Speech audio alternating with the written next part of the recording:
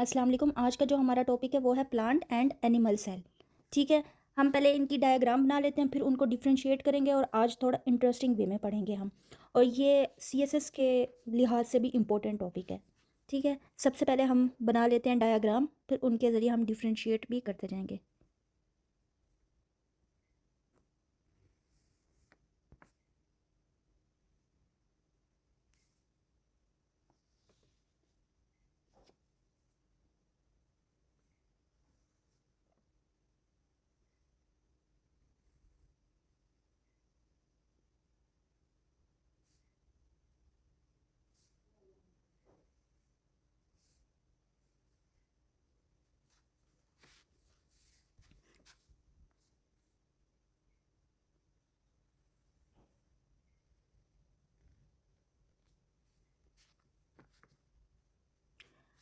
For example ये है plant cell और ये है एनिमल सेल। अब इनके जैसे जैसे मैं पार्ट बनाती जाऊंगी और साथ साथ एक्सप्लेन करती जाऊंगी, और साथ में आपको एक ऐसी ट्रिक देती जाऊंगी कि जिससे आपको उसका फंक्शन के साथ आपको एक पॉइंट याद हो, जिससे आपको उसकी पूरी डिटेल याद हो जाए। एक आप ऐसे कह लें हिंट टाइप। ठीक है, सबसे पहले जो है ना हम देखते हैं पहले नंबर पे सेल वॉल। ठीक है, आप यहाँ से भी जैसे देख रहे हैं इन इसकी प्लांट सेल की, यहाँ पे लिख दो प्लांट सेल, और ये है एनिमल। ठीक है, अब जैसे कि ये देख रहे हो ये जो प्लांट सेल है ना इसकी एक अलग एक्स्ट्रा लेयर है, जबकि एनिमल सेल में ऐसा नहीं है। ठीक है, तो ये जो पहली है इसको हम क्या कहेंगे, सेल वॉल। ये कौन सी है, आउटर लेयर है, आउटर लेयर है ना। और ये जो लेयर है ना प्लांट सेल की, ये हर्ड लेयर होती है। ठीक है, हर्ड। एंड ये जो है ना इसकी प्लांट सेल की जो ये आउटर लेयर होती है ना, इसकी फिक्स्ड शेप होती है, इसकी शेप चेंज नहीं हो सकती क्योंकि ये हार्ड है, तो इस वजह से इसकी फिक्स्ड होती है। जो फ्लेक्सिबल चीज़ होती है वो चेंज हो सकती है, हार्ड चीज़ नहीं होती। तो इसकी शेप क्या है, फिक्स्ड शेप। और जैसे कि मैंने आपको बताया एनिमल सेल में ये सेल वॉल प्रेजेंट नहीं होती। तो सबसे पहले तो हम यहाँ पे लिखते जाते हैं। पहले हमने क्या पढ़ा है, सेल वॉल। इसको हम किस चीज़ से याद करेंगे, hard cover of plant cell. Plant cell की एक, प्लांट सेल का एक हार्ड कवर। ठीक है, hard cover of plant cell. For example आप अपनी कोई भी चीज़ें हैं, स्टेशनरी का कोई भी सामान है, pen, ball point, pencil, scale, कुछ भी, तो वो आप किस में रखते हो, एक पाउच में। ठीक है, ताकि उसमें आपकी जो सारी चीज़ें हैं ना वो एक मतलब इधर उधर ना हो सके, वो एक फिक्स्ड जगह पे चले जाएं। तो इसी तरह ये भी एक कवर होता है सेल वॉल प्लांट सेल का। नेक्स्ट हम देखते हैं ये जो दूसरी लेयर है और ये जो इसकी एनिमल सेल की लेयर है, इसको हम कहते हैं प्लाज्मा मेम्ब्रेन या फिर सेल मेम्ब्रेन। सेल मेम्ब्रेन और प्लाज्मा मेम्ब्रेन, प्लाज्मा मेम्ब्रेन। अच्छा, अब इसका क्या काम होता है, ये जो है ना पतली लेयर होती है। यहाँ पे हमने पढ़ा है सेल वॉल हार्ड लेयर होती है, ये थिन लेयर होती है और फ्लेक्सिबल लेयर होती है। यहाँ पे हमने क्या कहा, हार्ड लेयर है, लेकिन ये जो है ना फ्लेक्सिबल लेयर होती है और थिन होती है, पतली होती है। Thin and flexible, flexible layer. अच्छा, उसके बाद ये क्या करती है, इसका काम क्या होता है, ये जो अंदर सेल होते हैं ना उनको प्रोटेक्शन देती है। अंदर के जो जो भी मटेरियल अभी हम पढ़ेंगे ना, ये उनको क्या करती है, प्रोटेक्शन देती है, सेल को प्रोटेक्शन देती है। प्रोटेक्ट सेल, हम ऐसे लिख लेते हैं। अच्छा, उसके बाद ये क्या करती है, जो सेल होता है ना उसको शेप देती है। आपको मैंने अभी बताया कि ये फ्लेक्सिबल होती है, तो ये शेप किसने दिया हुआ है, सेल मेम्ब्रेन ने। तो ये क्या करती है, अब यहाँ पे सेल वॉल, इसके अंदर शेप किसने दिया हुआ है, सेल ने। तो ये क्या करती है, शेप देती है। शेप किसको, सेल को। हम ये सिर्फ कीवर्ड्स लिख रहे हैं, इसको जो है ना मैं आपको बता रही हूँ इसका क्या काम होता है। उसके बाद ये जो जो इंपॉर्टेंट न्यूट्रिएंट्स होते हैं ना और जो ऑक्सीजन होती है उसको ये अंदर आने देती है, क्योंकि देखें यही लेयर है ना, जो ऑक्सीजन आएगी अंदर तो इसी ने आने देना है ना। जो ऑक्सीजन होती है, जो न्यूट्रिएंट्स होता है इंपॉर्टेंट, उनको अंदर आने देती है। बाकी जो वेस्ट मटेरियल होता है, या देखें आप इस सेल के अंदर वाले जो भी पार्ट्स होते हैं उनका जो वेस्ट कुछ भी विदाउट जो मतलब काम का नहीं होता, तो ये उसको बाहर निकालने में हेल्प करती है। तो इसका क्या काम हुआ, वेस्ट मटेरियल को बाहर निकालती है, और जो इंपॉर्टेंट न्यूट्रिएंट्स होती हैं प्लस जो ऑक्सीजन होती है उसको ये अंदर आने देती है। इंपॉर्टेंट न्यूट्रिएंट्स एंड ऑक्सीजन को क्या करती है, एंटर होने देती है, और जो वेस्ट मटेरियल होती है उसको क्या करती है, बाहर निकालती है, रिमूव करती है, मतलब बाहर, ठीक है।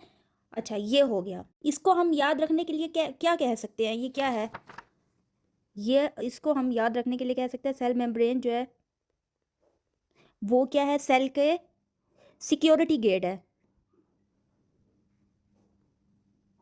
सिक्योरिटी गेट भी कह सकते हैं, गार्ड भी कह सकते हैं। मतलब ये एक सिक्योरिटी गार्ड की तरह काम करती है, जो इंपॉर्टेंट चीज़ें होती हैं उनको अंदर आने देती है, जो काम के नहीं होते उसको बाहर निकालती है। तो हम याद रखने के लिए इसको इस ट्रिक से याद रख सकते हैं। अच्छा, उसके बाद नेक्स्ट, अब ये जो है ना, ये पूरा इधर और इधर, ये सारा क्या है,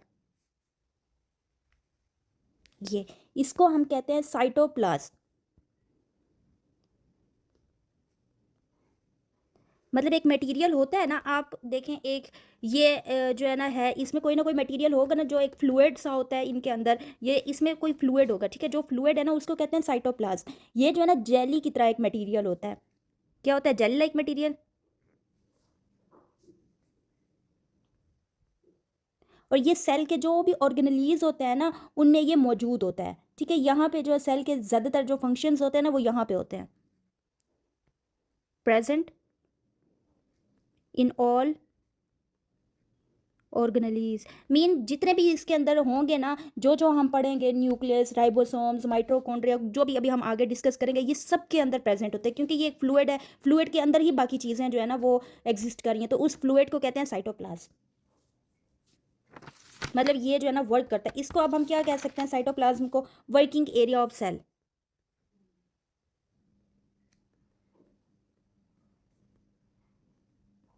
working area of cell, cell का वर्किंग एरिया। अच्छा, इसके बाद फोर्थ है न्यूक्लियस। न्यूक्लियस हम इधर बना लेते हैं,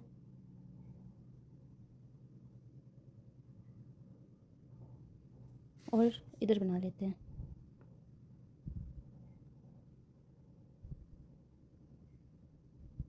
ये है nucleus.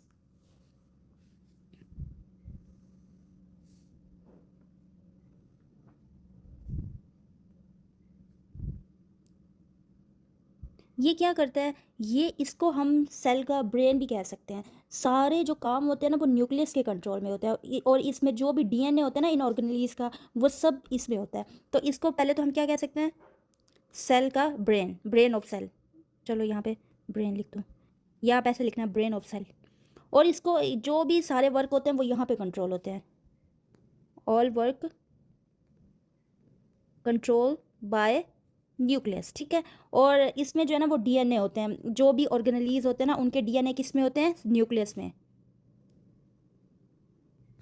DNA of all organelles, ठीक है। अच्छा, इसको अब हम याद करने के लिए क्या कह सकते हैं, ब्रेन ऑफ सेल।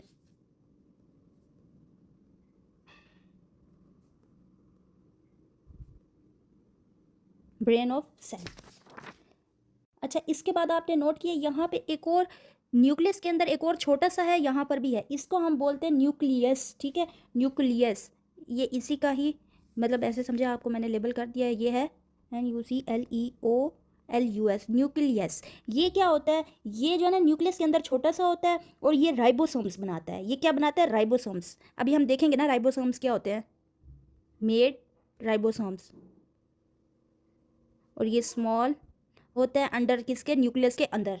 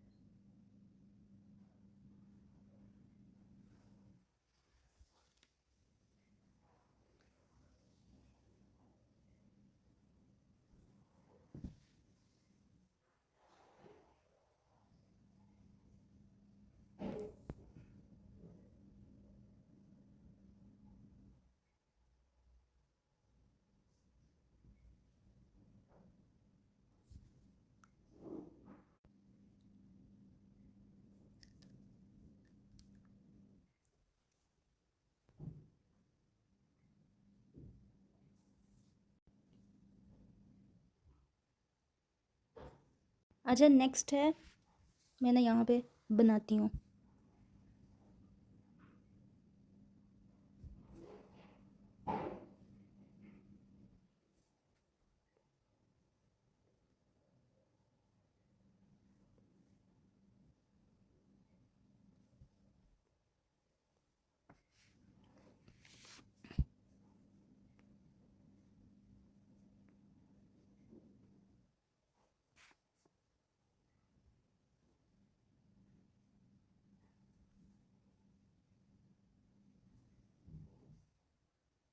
ये ठीक है, यहाँ पे भी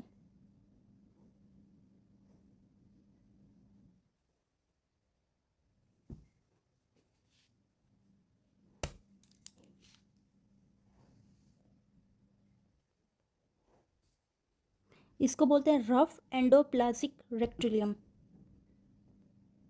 रफ एंडोप्लाज्मिक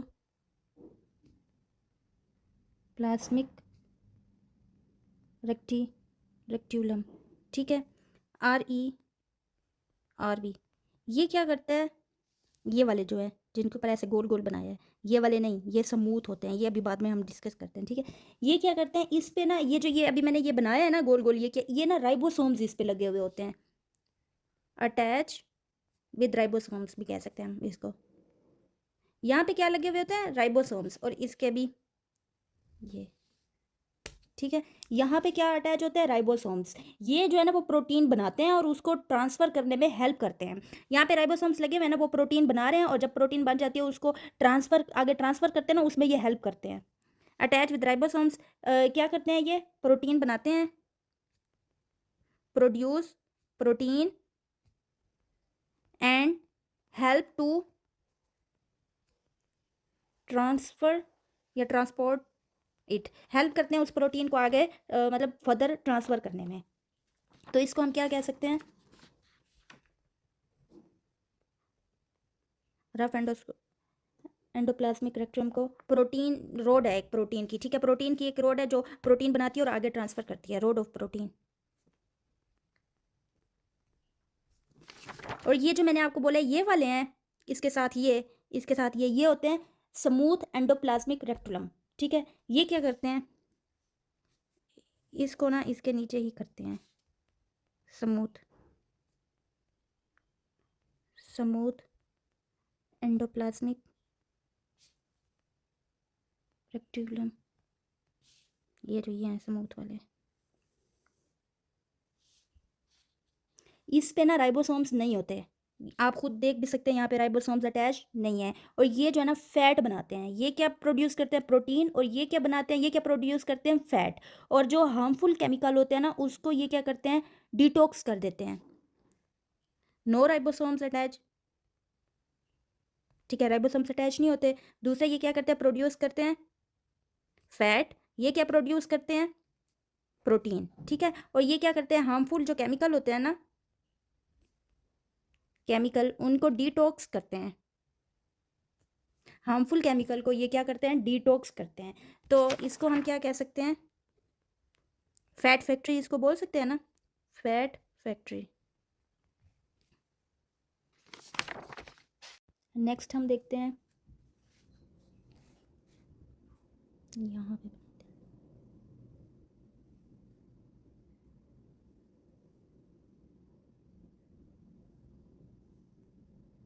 इसी तरह ना होते हैं, यहाँ पे भी हम बना लेते हैं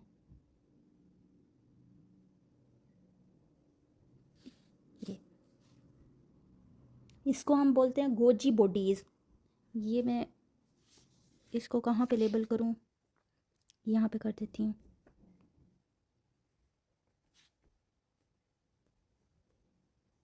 गोल्जी बॉडीज़। अच्छा ये क्या करते हैं, ये जो प्रोटीन और फैट होती है ना उसको ये क्या करते हैं, प्रोटीन और फैट इनके पास है, ये उनको मॉडिफाई करते हैं, पैक करते हैं और डिस्पैच करके ना, मतलब इसको डिस्पैच कर देते हैं। मैं यहाँ पे लिख देती हूँ, प्रोटीन और फैट को ये क्या करते हैं, पहले मॉडिफाई करते हैं, मीन उसको तरतीब में लाते हैं, उसको फिर पैक करते हैं, देन उसको क्या करते हैं, डिस्पैच, ठीक है। इसको हम पोस्ट ऑफिस ऑफ सेल भी कहते हैं, known as post office of cell. इसको यहाँ पे हम याद रखने के लिए क्या कह सकते हैं, गोल्जी बॉडीज को packing and delivery centre, packing and delivery centre. Next हम देखते हैं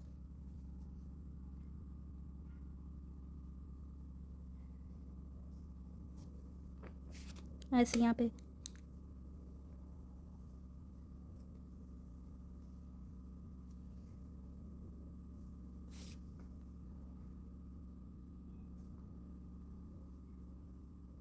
माइटोकॉन्ड्रिया, इसको मैं कहाँ पे लेबल करूँ, ये और ये माइटोकॉन्ड्रिया।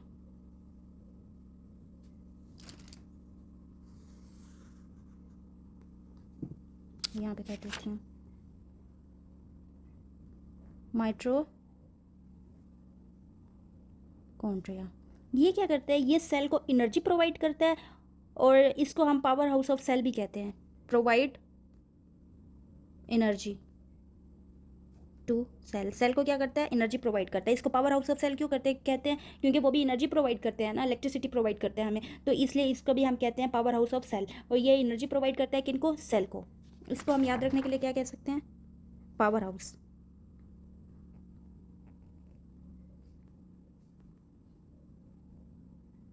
Power house. नेक्स्ट है वैक्यूल।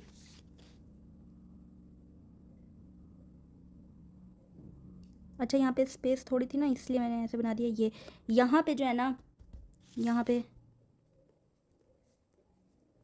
छोटे छोटे वैक्यूल।